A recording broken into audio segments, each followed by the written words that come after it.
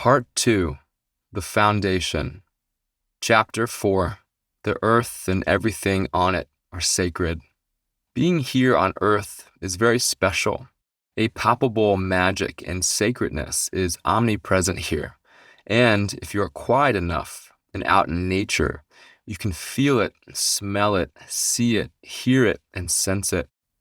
This is because all aspects of the earth, from every little cell to the tallest and oldest trees, are sacred. The consciousness and loving energy of the divine is woven into every inch of this planet, and the spirit of this gorgeous green and blue orb, divine Mother Earth, is an incredibly loving and nourishing spiritual being.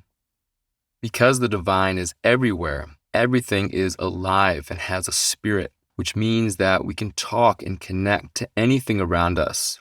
We can respectfully approach any tree, rock, plant, body of water, and living creature and have an engaging conversation with them, because they will talk back to us. Furthermore, we can build deep bonds with them, ask for wisdom and guidance, ask for help and healing, and learn what they need as well. The human body comes from the same building blocks as anything else on this planet and is therefore incredibly sacred too. It is such a gift to get to experience the sacredness in physical form, and we should be taught how to see the deep value of this. Our body is a highly sensitive and amazingly wise earthly vehicle, and every aspect of it is conscious and alive. Just as we can speak to all things on this planet, the body is no exception. We can have a conversation with a shoulder, any bone, a blood vessel, or our heart, and if we are open enough to listen, they will talk with us. This is how some energy healers understand what's really happening to a client's body and what is needed in order to heal. They ask the body directly and listen. Living deep within all of us is the truth of how sacred the earth is, and no matter how unconscious human society has become, this truth is always bubbling to the surface and waking people up. Our ancient ancestors, no matter who you come from, were aware of the sacredness and spirituality of the earth, which is why if you go back far enough in any history, anywhere on the globe, you will find evidence of cultures that loved, respected, and revered Divine Earth Mother. Furthermore, these ancient cultures turned to Earth Mother and all living things around them and asked to be taught the wisdom of nature so that they could survive. And because Divine Earth Mother loves all of her children fully and wants all of them to thrive in their own ways, she provided for and guided our ancestors in all the ways they needed. This is why humans have managed to flourish on all parts of our planet, even in places that may appear uninhabitable. Because all of our ancestors were very aware of how important their relationship was to the earth and how they are very much a part of nature. The original religions and spirituality were designed around loving, respecting, and worshiping Mother Nature. This is not hard to imagine for anyone who has ever spent a week in the forest, at the beach, working the land on a farm or a garden, or sitting by a lake, let alone living in nature for many years. This is because something happens to us when we are in nature. Our whole being becomes grounded, and we become happier, healthier, and better versions of ourselves. This is also why having plants or animals in our houses have positive effects on our emotions and mentality. Thus, our relationship to nature is clearly very healing for us, and any conversation about the healing journey has to have our relationship with Mother Earth at the center of it. We cannot heal without her. I repeat, we cannot heal without healing our relationship to Divine Earth Mother.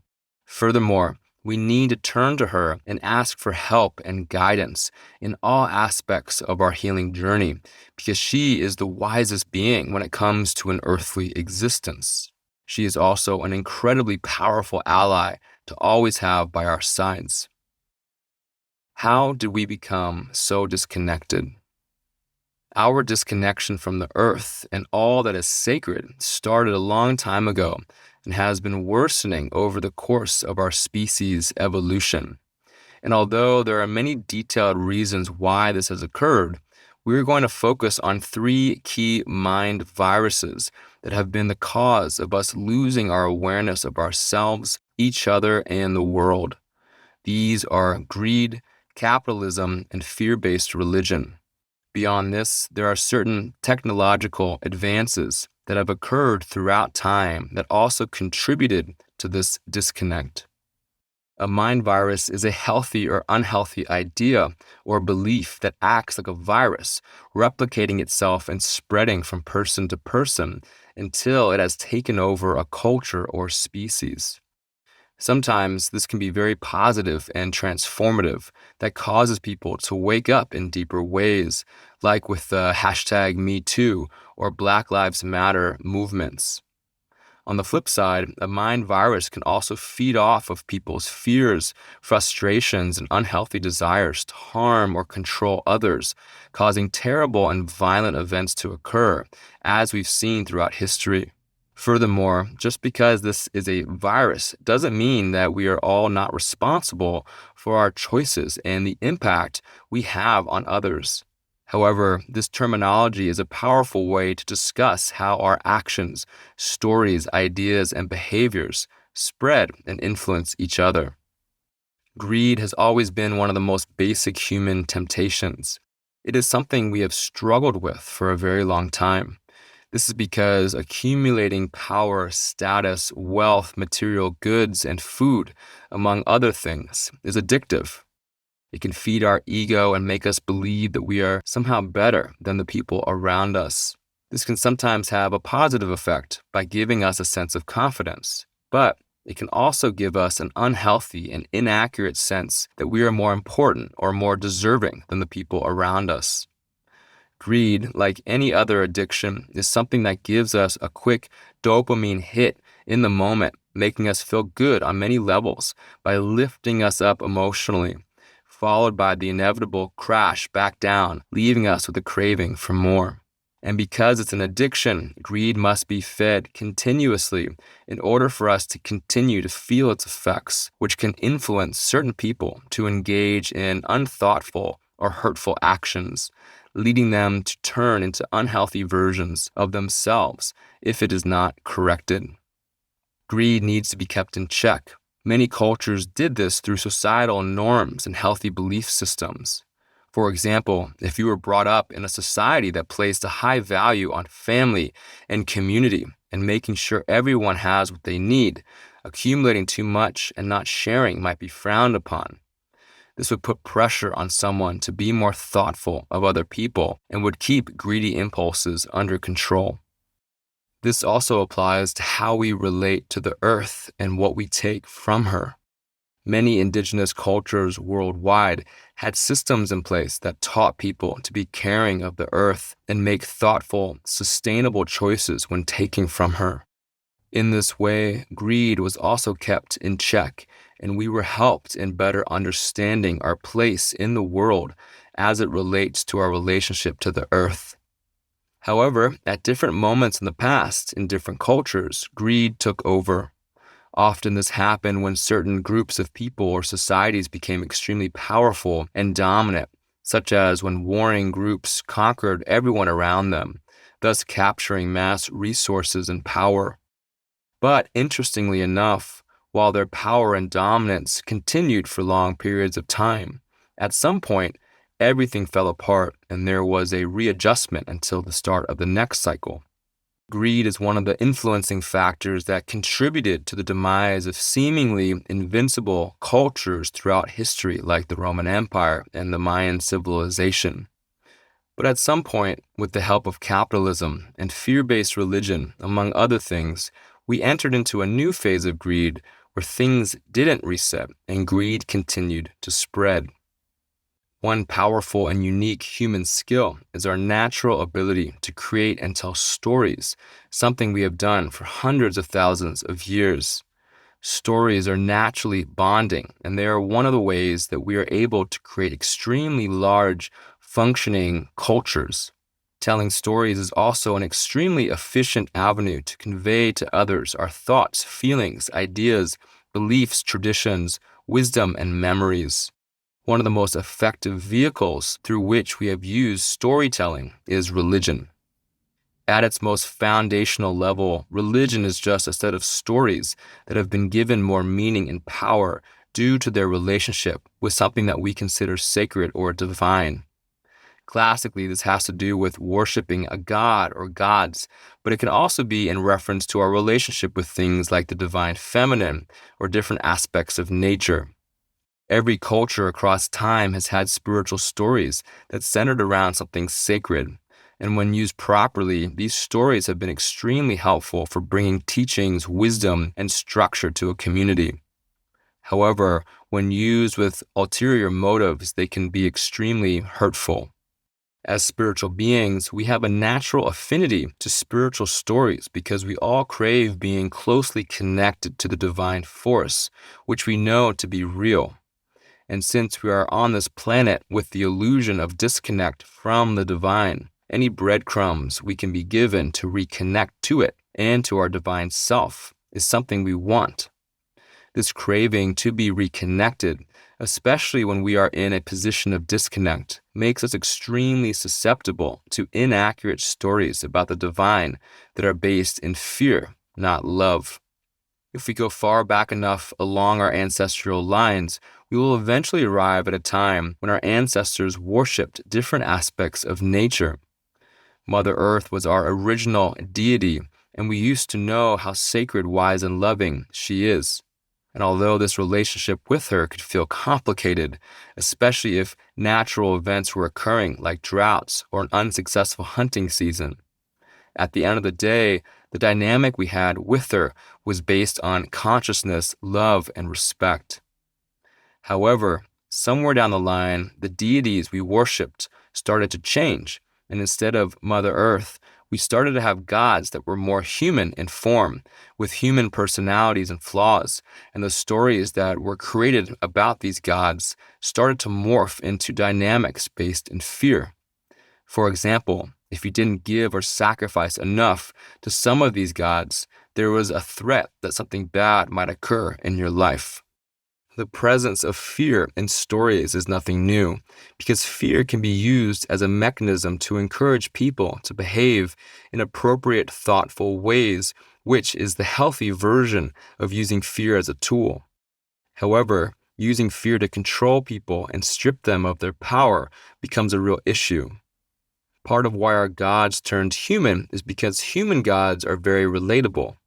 People felt closer to them, thus more bonded and dedicated to their religious beliefs and better followers of the societal rules and laws.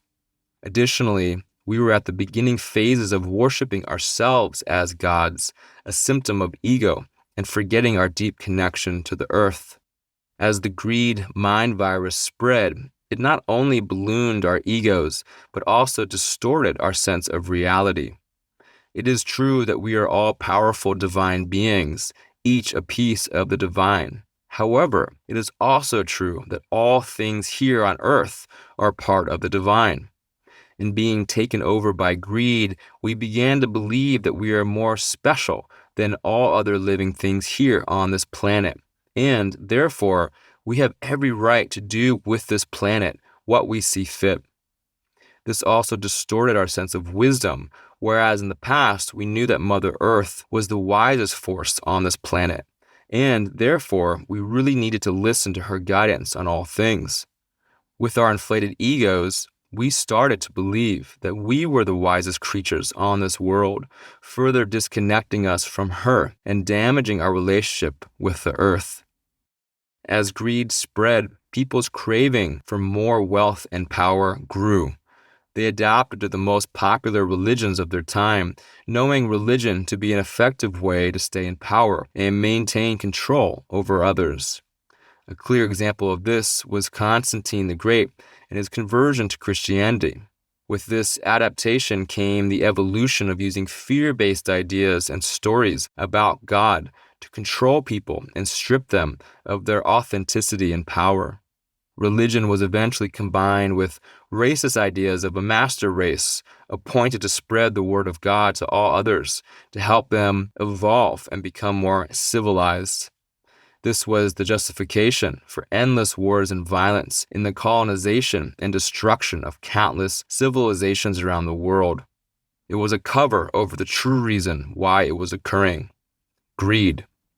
Greed is one of the factors that are always at the root of any fear-based religion or fear-based ideas about the divine. This is not only because the divine is unconditionally loving, but also because creating more fear in the world doesn't help anyone thrive. If our intentions were to serve others in helpful ways, we would promote love and care, which actually uplifts people. Eventually, as greed evolved and spread, it morphed into what we now call capitalism. And although the history and invention of capitalism can be discussed in terms of finding more efficient ways to trade and build large, productive, functioning societies, at the end of the day, capitalism is partially a reaction to greed. As greed grows and the addiction to wealth and power occurs, all societies need avenues to keep up with that demand. Built into this demand is an unsustainable need to grow economies no matter the cost, a clear sign of addiction.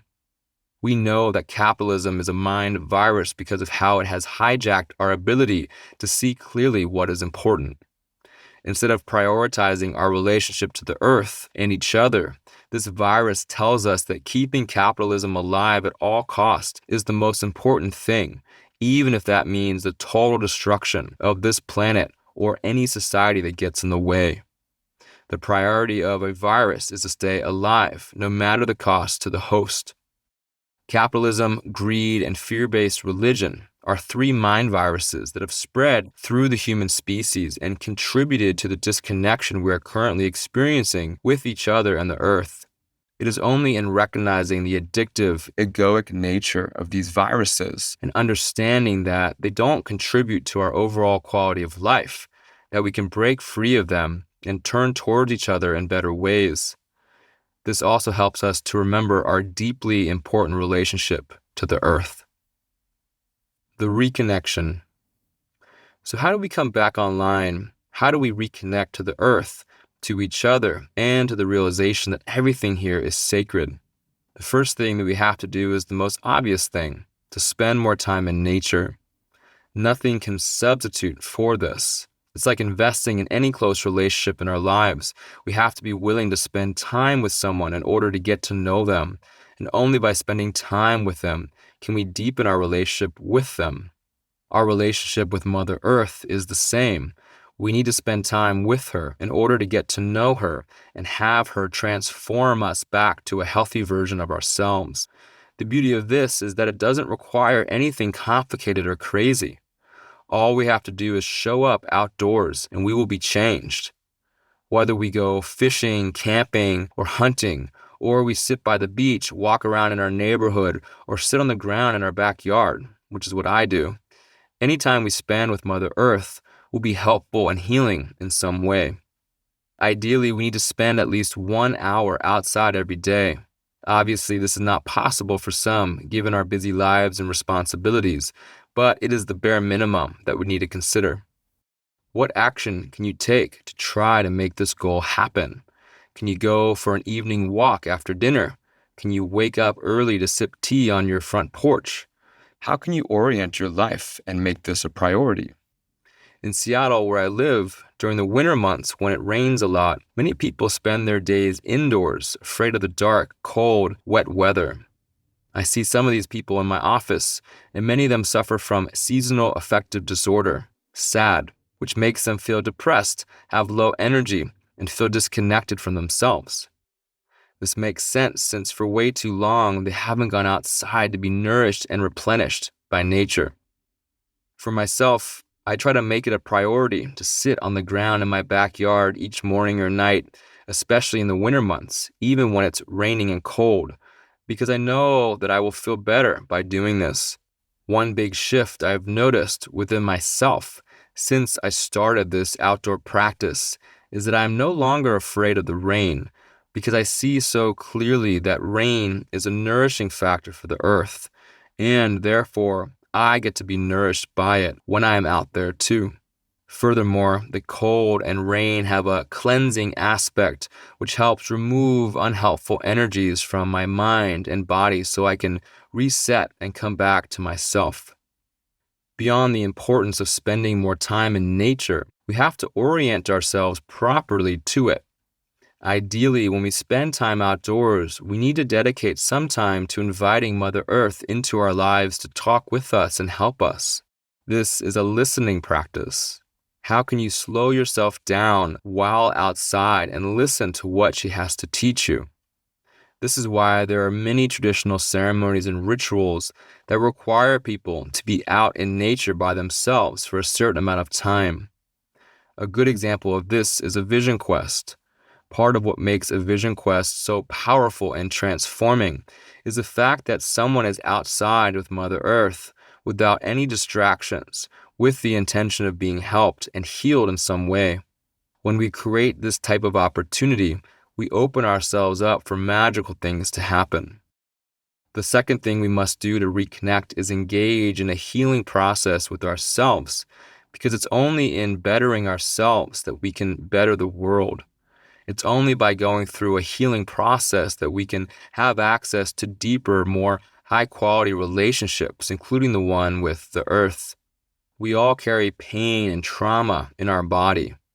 These are aspects of ourselves and our past for which we need help to heal.